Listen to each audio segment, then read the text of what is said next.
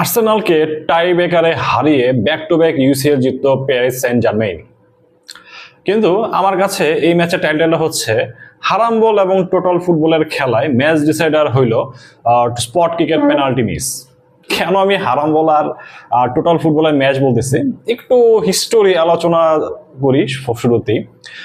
সিক্সটিজে ইউরোপে একটা defensive tactics খুব পপুলারিটি পায়, সেটা হচ্ছে কাতানিয়াচ্চিও বলা হয়তো তখন।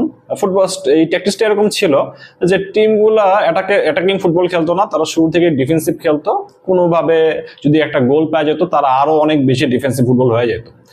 তো সিচুয়েশনটা এরকম দাঁড়িয়েছিল যে যেই দল অ্যাকচুয়ালি এই ট্যাকটিক্স ইউজ করে জিততেছে সেই দলের ফ্যানরা বাদে অন্য কেউ অ্যাকচুয়ালি এই ট্যাকটিক্সের ফুটবল কোনোভাবেই এনজয় করতে পারতো না, কারণ খেলাটা পুরোপুরি ছিল বোরিং এবং ডিফেন্স এবং কাউন্টার অ্যাটাক নির্ভর। এখানে কোনো স্কিল ছিল না, কোনো এন্টারটেইনমেন্ট হওয়ার মতো কিছু ছিল না। এরপর 70s-এ ডাচদের হাত ধরে আসলো টোটাল ফুটবল। প্রথমে ডেভেলপ হইলো এটা আয়াক্সে, তারপরে পুরো নেদারল্যান্ডস ন্যাশনাল টিমে। টোটাল ফুটবলটা কি ছিল? পুরোপুরি একটা রেভলিউশনারি ফুটবল ট্যাকটিক্স, যেখানে প্লেয়ারদের কোনো ফিক্স পজিশন থাকতো না। অফেন্সের প্লেয়ার নিচে নেমে ডিফেন্স করতেছে, ডিফেন্সের প্লেয়ার উপরে উঠে অফেন্স করতেছে, রাইট সাইডের প্লেয়ার লেফটে চেপে যেতেছে, লেফট সাইডের প্লেয়ার রাইটে চেপে যেতেছে, অর্থাৎ সেন্টারে চেপে আসতেছে। তো এরকম ছিল আর কি পুরা ফুটবলটা। এবং সে টোটাল ফুটবলে তার আয়াক্স বলি নেদারল্যান্ডস বলি, তারা অফ দা বলে যেমন প্রেসিং করতো, তেমনি হাই লাইনে ডিফেন্স করে অফসাইড ট্র্যাপ ট্যাকটিক্সও ইউজ করতো, যেটা কিন্তু তখনকার ফুটবলের জন্য একদম নতুন এবং সম্পূর্ণ ভিন্ন ধরনের একটা ট্যাকটিক্স ছিল। এই টোটাল ফুটবলে এসে ধরেন এই ওল্ড ডিফেন্সিভ কাতেনাচ্চো ফুটবলটা কিছুটা আউট ক্লাস করে দেয়। তবে এই কাতেনাচ্চিও ভার্সেস টোটাল ফুটবলের একটা ফ্লেভার কিন্তু আমরা পাইলাম এই আর্সেনাল ভার্সেস পিএসজির ইউসিএল ফাইনালে, যেখানে আর্সেনাল সেই 60-দের কাতেনাচ্চিও ডিফেন্সিভ ফুটবলটা অ্যাপ্লাই করছে, যেটা এই সময় আমরা একটু মজা করে হারাম বল ফুটবল ডাকি। আর পিএসজি ছিল আয়াক্স নেদারল্যান্ডসের মতো টোটাল ফুটবল সিস্টেম। পিএসজি এর ফুটবলটা কেন টোটাল ফুটবল বলতেছি, কারণ লুইস এনরিকের এই পিএসজিতে দুই সেন্টার ব্যাক বাদে বাকি প্লেয়ারদের কিন্তু পজিশন মোটামুটি ফিক্স থাকে না। তারা কে কখন অফেন্স করবে, কে কখন ডিফেন্স করবে, কখন রাইটের প্লেয়ার লেফটে চাপবে, লেফটের প্লেয়ার রাইটে চাপবে অথবা সেন্টারে আসবে, এটা কিন্তু প্রেডিক্ট করা যায় না। লাইক ডেমবেলে, তার পজিশন দেখা যাচ্ছে সেন্টার ফরওয়ার্ড, কিন্তু সে ফলস লাইনের মতো নিচে নেমে প্লেমেকিং করতেছে। কাভারা সে লেফট উইং এ লেফট টাচ লাইনে শুরু করছে, মাঝে মধ্যে সে নিচে নামতেছে, মাঝে মধ্যে সে সেন্টারে চাপতেছে। ডুয়ে কখনো রাইটে শুরু করছে, কখনো লেফটে আছে, কখনো সেন্টারে আছে। আবার দুই ফুল ব্যাক যদি বলি, নুনো কিংবা হাকিমি, এরাও অফেন্স করতেছে, কখনো সেন্টারে আসতেছে, কখনো টাচ লাইনে আসতেছে। মিডফিল্ডারদের মধ্যে রুইস, জোয়াও নেভেস, এরা কন্টিনিউয়াস বেসিসে আপ ডাউন করে খেলতেছে। ডিফেন্সিভ মিডফিল্ডার ভিতিনহা, সেও সুযোগ পাইলে কিন্তু স্প্রিন্ট করে উপরে চলে যেতেছে। জাস্ট যে দুই সেন্টার ব্যাক থাকে তারা একটু তাদের পজিশনে ফিক্স থাকে, যেই কারণে লুইস এনরিকের পেজের ট্যাকটিক্সটা কিন্তু সেই 70s-এর ডাচ টোটাল ফুটবলের ট্যাকটিক্সের একটা কপি বলা যায়। অপরদিকে আর্সেনালের ট্যাকটিক্সটা কি? আর্সেনাল পুরো সিজন ধরে তারা একটা সলিড ডিফেন্সিভ লাইন মেনটেন করছে, এবং তারা পুরো সিজনটা এমন না যে তারা কাউন্টার অ্যাটাক নির্ভর ফুটবল খেলছে, ডিফেন্সিভ খেলছে, বাট যখন এই বিগ ম্যাচ সিচুয়েশন আসতো তারা কিছুটা ডিফেন্সিভ মোডে চলে যেত। এবং তারা কি করতো, স্পেশালিস্ট কর্নার কিক অথবা সেট পিস থেকে গোল আদায় করে তারপরে তারা সেই লিডটাকে সিকিউর করার চেষ্টা করতো। এই ম্যাচে আর্সেনালের ট্যাকটিক্সটা যেরকম ছিল, 60-তে তো কাতেনাচ্চিও ফুটবলের কথা বললাম, এই কাতেনাচ্চিও ফুটবলটা ছিল ম্যান টু ম্যান বেসিসে, বাট আর্সেনাল ডিফেন্ডিংটা করতেছিল জোনাল বেসিসে। আর্সেনালের জোনাল ডিফেন্ডিং এর সামনে পিএসজির যে টোটাল ফুটবল কনসেপ্টটা সেটা কিন্তু কাজ করতেছিল না। কারণ পিএসজি আসলে কি করতো, পিএসজির কোনো ফরওয়ার্ড সে নিচে নেমে আসতো, তার সাথে একটা তার ম্যান মার্কারকে নিয়ে আসতো, যেই কারণে দেখা যেত অপোনেন্টের ডিফেন্সে একটা গ্যাপ ক্রিয়েট হয়েছে, ওই গ্যাপটাকে টার্গেট করে নিচ থেকে অথবা অপর পাশ থেকে অন্য কোনো পিএসজি প্লেয়ার সেখানে রান মেক করতো, পিএসজি সেখানে একটা থ্রু পাস খেলতো। এইভাবেই কিন্তু পিএসজি নর্মালি তাদের অ্যাটাকগুলো শুরু করতো। আর্সেনাল কি করছে, তারা শুরু থেকেই কিন্তু বলের পজিশনটা পিএসজি গিফট করে রাখছে এবং তারা পিচের সেন্টারে একটা জোনাল ব্লক অলওয়েজ মেনটেন করছে, সেটা 5-3-2 শেপে হোক অথবা 4-5-1 শেপে হোক। যেই কারণে পিএসজির কোনো প্লেয়ার যদি নিচে নেমে আসে তখন দেখা যেত যে তাকে সবসময় কোনো মার্কার ডিফেন্স লাইন থেকে বের হয়ে এসে তাকে চেস করতো না, বরং জোনালি সে যে যার জোনে সেই প্লেয়ারটা থাকতো সেই জোনের প্লেয়ারটা গিয়ে তাকে চার্জ করতেছিল। যেই কারণে আর্সেনালের পিচের সেন্টারে কিন্তু পিএসজি কোনো স্পেস দেয় নাই এবং পিএসজির প্লেয়াররা যেহেতু একটু ভালো স্পিড আছে তাদের জন্য ভালো হয়তো যদি ডিফেন্স লাইনের পিছনে তারা স্পেস পেত। এই স্পেসটাও কিন্তু আর্সেনাল দেয় নাই, কারণ হচ্ছে Arsenal kind of mid block এবং শেষমেশ দেখা যেত লো ব্লকে চলে গেছে, যেই কারণে পিএসজি পিচের সেন্টারে বলি কিংবা আর্সেনালের ডিফেন্স লাইনের পিছনে বলি দুইটাতেই কিন্তু কোনো স্পেস পাচ্ছিল না এবং তারা কিন্তু শুরু থেকে এবং ইকুয়ালাইজার তার দেওয়ার আগ পর্যন্ত তারা কিন্তু সেভাবে কোনো ভালো অ্যাটাক করতে পারে নাই। অপরদিকে পিএসজি ট্যাকটিক্স ইউজ করেই কাইন্ড অফ আর্সেনাল কিন্তু লিডটা নিয়ে নেয় 5 মিনিটের মাথায়। আর্সেনালের স্ট্রাইকার ছিল কাই হাভার্টস। এই কাই হাভার্টস সেন্টার ফরওয়ার্ড পজিশনে স্টার্ট করলে সে কিন্তু কোনো ফিজিক্যাল নাম্বার 9 না, তাকে আর্সেনাল জাস্ট খেলাইছেই ফলস 9 মুভমেন্ট দিয়ে একটা স্পেস ক্রিয়েট করা যাতে করে ওই স্পেসটা কাজে লাগায় আর্সেনাল গোল আদায় করে নিতে পারে। আর্সেনালের প্রথম গোলটা কিভাবে আসছে, হাভার্টস সেন্টার ফরওয়ার্ড পজিশন ছাড়া অনেক নিচে নেমে আসছে, হাভার্টকে ম্যান মার্ক করতে গিয়ে পিএসজি সেন্টার ব্যাক পাঁচও একদম হাফ লাইন পার হয়ে অনেক দূর সামনে আগে গেছে। তারপরে আর্সেনাল একটা অ্যাটাক শুরু হইলো, তো পাঁচও কে ফাঁকি দেয়া অলরেডি হাভার্টস পিএসজি ডিফেন্স লাইনের পিছনে রান মেক করলো এবং সেখানে একটা বল খেলা হলো, বাস পিএসজি ডিফেন্স লাইনের পিছন দিয়ে হাভার্টস রান মেক করলো এবং ওখান থেকে কিন্তু গোলটা দিয়ে দিল, আর্সেনাল সুন্দর মতো লিডে চলে গেল। এখানে পুরোপুরি ক্রেডিটটা হচ্ছে হাভার্টস এবং আর্টেটার, তার ট্যাকটিক্স অনুযায়ী এখানে ক্লিক করে গেছে।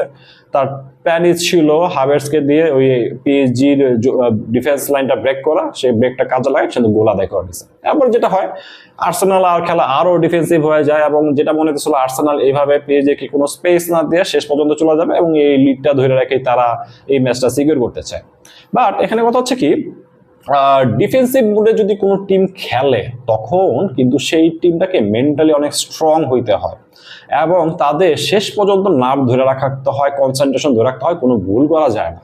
এবং এরকম একটা ম্যাচ যেখানে কোনো একটা টিম স্ট্রিক্ট জোনাল ডিফেন্ডিং করতেছে, তো সেইখানে ডেডলক ব্রেক করতে হইলে ডিফেন্ডিং টিমের কনসেন্ট্রেশন ব্রেক এবং অ্যাটাকিং টিমের ইন্ডিভিজুয়াল ব্রিলিয়েন্সের দরকার হয়। সেই ব্রিলিয়েন্সটা কিন্তু আইসা পড়ে এই 60 মিনিটের পরে গিয়ে কাভারার মস্কেরাকে ফাঁকি দেওয়া এবং মস্কেরার ভুল ট্যাকলের মাধ্যমে পিএসজি পেনাল্টি পাওয়ার মাধ্যমে ওই পেনাল্টি থেকে কিন্তু পিএসজি ম্যাচে কামব্যাক করে।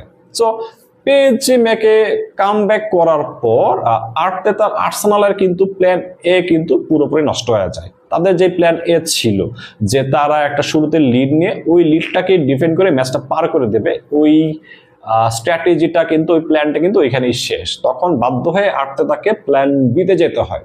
তো এই প্ল্যান বিতে যাওয়ার মেন্টাল প্রিপারেশন, টেকনিক্যাল প্রিপারেশন হয়তো ছিল, বাট মেন্টাল প্রিপারেশন আর্সেনাল খুব একটা ছিল বলে মনে হয়নি। এরপরে আর্সেনালের ট্যাকটিক্স যেটা হয়, আর্সেনাল আর আগের মতো সেভাবে ডিফেন্সিভ খেলা নাই, but at the same time তারা নিজ থেকে বিল্ড আপ ফুটবলও খেলেনি। তারা যেটা করছে, তারা সুইডিশ স্ট্রাইকার গিকোরেসকে নামাইলো এবং পুরা ফ্রন্ট ফোরে বাকি যারা ছিল তাদেরকে চেঞ্জ করে মাদুয়েকে, এজে এবং মার্টিনেলেকে নামাইলো।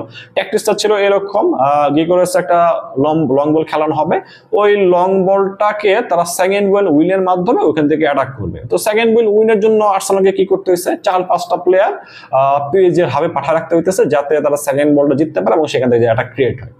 কয়েকবার তারা সফল হয়েছে, বাট এইখানে যেটা হয়েছে সেকেন্ড বলটা পিএসজি যখন উইন করছে তখন কিন্তু তারা ফার্স্ট হাফে আর্সেনাল যেরকম জোনাল ব্লক দিছিল পিএসজি কে, সেই ব্লকটা কিন্তু পিএসজি এইবার আর সেকেন্ড হাফে গিয়ে পায়নি। ওরা এইবার স্পেস পাচ্ছিল, এই স্পেস থেকে কিন্তু পিএসজি সেকেন্ড হাফে স্পেশালি গোলটা দেওয়ার পরে তারা কিন্তু আরো ভালো ভালো অ্যাটাক করছে, অনেকগুলো চান্স ক্রিয়েট করছে।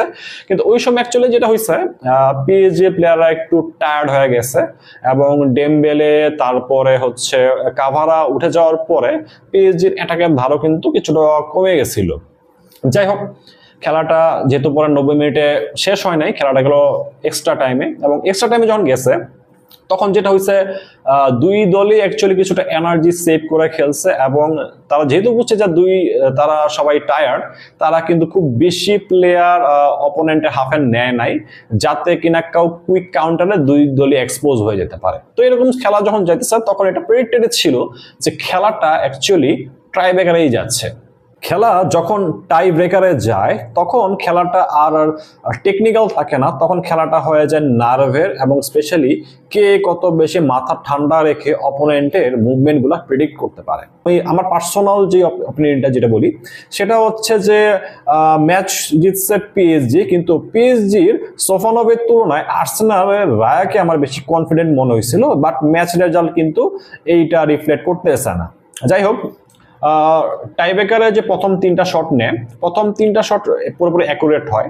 3টা শট যদি একটু অ্যানালাইসিস করি, একটা প্লেয়ার যেই পা দিয়ে শট নিচ্ছে সে যদি একটু নার্ভাস থাকে, একটু পাওয়ারের শটটা মারতে চায়, তাহলে সে যেই পা দিয়ে শট নিচ্ছে, লাইক এই 3টা শটের বেলা যেটা হয়েছে যে রাইট ফুটে তারা শটটা নিছে, রাইট ফুটে শটটা নিলে তার পাওয়ারফুল শটটা হবে তার লেফট সাইডে অথবা গোলকিপারের রাইট সাইডে। বাট এখানে প্রথম 3টা শটে কিন্তু তারা গোলকিপারের লেফট সাইড অথবা তাদের লেফট সাইড অথবা গোলকিপার রাইট সাইডে মারে নাই, তারা মারছে তাদের রাইট সাইডে, এবং গোলকিপার কিন্তু জাম্প দিছে তাদের রাইট সাইডে। কারণ গোলকিপাররা এই সোফানো এবং রায়া প্রথম 3টা শটে দুজনে প্রেডিক্ট করছিল যে পাওয়ার শট আসতে যাচ্ছে, যেই কারণে তারা আগে ভাগেই রাইট সাইডে কিন্তু জাম্প দিছিল, কিন্তু 3টা শটে কিন্তু যায় তাদের লেফট সাইড দিয়ে। এরপর 4 নাম্বার শটটা মারতে আসে আর্সেনালের এজে, তো সেখানে এই এজে একটু নার্ভাস হয়ে গেছিল যতদূর বোঝা যাচ্ছে, এবং এটার সাথে সোফানোভকে মেনশন করতে হয়। সোফানোভ এই সময় একটা ডিসাইড করছে যে সে অ্যাকচুয়ালি শটটা কোন দিকে মারা হইতেছে সেইটা দেখে তারপরে সে জাম্প দিবে, এরকম একটা তার অ্যাটিটিউড ছিল। সো সোফানোভ অ্যাকচুয়ালি সে মুভ করে নাই শটটা নেওয়ার আগে, কিন্তু এজের প্ল্যান ছিল যেটা যে সে একটু ধীর গতিতে যাবে, শটটা নেওয়ার আগে সে একটু গতিটা একদম থেমে যাবে, তারপর দেখবে যে সোফানোভ কোন দিকে মুভ করে সেটা বুঝে সে আর কি শটটা নেবে। সো এই যে শট নিতে যাচ্ছে, সে একদম শট স্পট কিকটা নেওয়ার আগে সে একটা পজ দিল, বাট পজ দেওয়া যখন দেখলো যে সোফানোভ অ্যাকচুয়ালি কোনো দিকে মুভ করে নাই, সোফানোভ অ্যাকচুয়ালি ওয়েট করতেছে যে এই যে কোন দিকে শট মারবে এবং সেই দিকটা সে তারপরে সে জাম্প নিবে। তো এই যে ওই সময় অ্যাকচুয়ালি সে নার্ভাস হয়ে যায় এবং তার শটের পাওয়ার কিংবা অ্যাকুরেসি বলে কোনোটাই ছিল না, এবং সে আলটিমেটলি শটটা মিস করে বসে। আর্সেনাল এই যে মিস করার পরে কিন্তু একটু মেন্টাল অ্যাডভান্টেজ পেয়ে যায় পিএসজি শটটা নিতে আসছিল নুনো মেন্দেস। তো নুনো মেন্দেস যে কাইন্ড অফ নার্ভাস হয়ে গেছিল, এটা বোঝা যায়। সে কিন্তু লেফট ফুটে শটটা নিয়েছে, লেফট ফুটে শট নিলে তার পাওয়ারফুল শট অথবা তার সেফ শটটা হবে তার রাইট সাইডে অথবা গোলকিপারের লেফট সাইডে। সে কিন্তু ওই দিকেই মারছে এবং সে ওই শটে খুব একটা পাওয়ার দিয়েও মারতে পারে না, খুব ভালো একটা প্লেসমেন্ট করছে তাও না। রায়া ওটা প্রেডিক্ট করে ফেলছে, এবং রায়া এর আগে প্রত্যেকবারে কিন্তু সে মানে যেই আগে তো রাইট ফুটের শট নিছে, রাইট ফুটের শটের জন্য সে নিজেও রাইট সাইডে জাম্প করছিল, লেফট ফুটের নুনো মেন্দেসকে গেস করে সে কিন্তু লেফট সাইডেই সে স্টেপ নিছে, এবং কিন্তু নুনো মেন্দেসের সেই উইক শটটা কিন্তু সে কিন্তু আলটিমেটলি সেভ দিয়ে দেয়।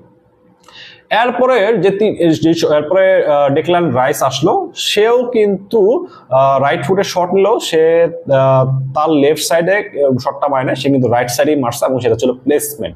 এইটাই ছিল এই টাই ব্রেকারে লাস্ট শট, যেটা রাইস পাওয়ারফুল সাইডটা ইউজ না করে জাস্ট প্লেসমেন্ট করছে। এরপরে যারা শট নিতে আসছে সবাই কিন্তু তারা যেই পায়ে শট নিছে সেই পায়ের পাওয়ারটা যেদিকে হবে ঠিক সেই দিকেই কিন্তু ওরা শটটা নিছে। এইভাবে আলটিমেটলি ফাইনাল শটটা নিতে আসে আর্সেনালের ম্যাগালাস। তো ম্যাগালাস শটটা নিছে লেফট ফুটে, এবং তার শটটা কিন্তু তার জন্য যে রাইট সাইড ওই দিকেই সে নিছিল, বাট সে যেটা বললাম সে আর কি নার্ভটা ধরে রাখতে পারে নাই এবং সে শটটা মারে উপর দিয়ে। সো আলটিমেটলি এই শটের মাধ্যমেই আর্সেনালের প্রথমবারের মতো ইউসিএল জয়ের স্বপ্ন ধূলিসাৎ হয়, এবং পিএসজি পরপর দ্বিতীয়বারের মতো তারা উয়েফা চ্যাম্পিয়ন্স লিগটা জিতে নেয়।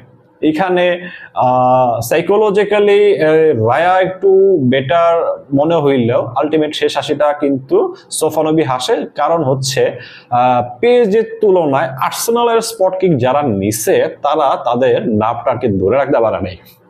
যাই হোক, কংগ্রেচুলেশনস টু পিএসজি। আর আর্সেনাল ফ্যানদের সমবেদনা জানানো ছাড়া কিছু নাই। 20 বছর আগে আর্সেনাল যখন প্রথমবারের মতো উয়েফা চ্যাম্পিয়ন্স লিগ ফাইনালে যায় এবং হারে, সবচেয়ে বেশি খুশি ছিল এই বার্সেলোনা ফ্যানরা, কারণ হচ্ছে তারা ওই ফাইনালে আর্সেনালের অপোনেন্ট ছিল। এবং তারপরে সবচেয়ে বেশি খুশি ছিল এই টটেনহাম ফ্যানরা, কারণ হচ্ছে তারা নর্থ লন্ডনে আর্সেনালের আর্চ রাইভাল। সো এখন হয়তো বা বার্সেলোনা ফ্যানরা একটু মিক্সড রিয়াকশন দিচ্ছে, বা টটেনহাম ফ্যানদের বেলায় বলা যায় তারা অবশ্যই অনেক খুশি। আর্সেনাল ফ্যানদের অ্যাকচুয়ালি সমবেদনা জানানো ছাড়া কিছু নাই। তারা অনেক বছর পরে প্রিমিয়ার লিগ জিতছে, এটা নিয়ে হয়তো বা তাদেরকে খুশি থাকতে হবে।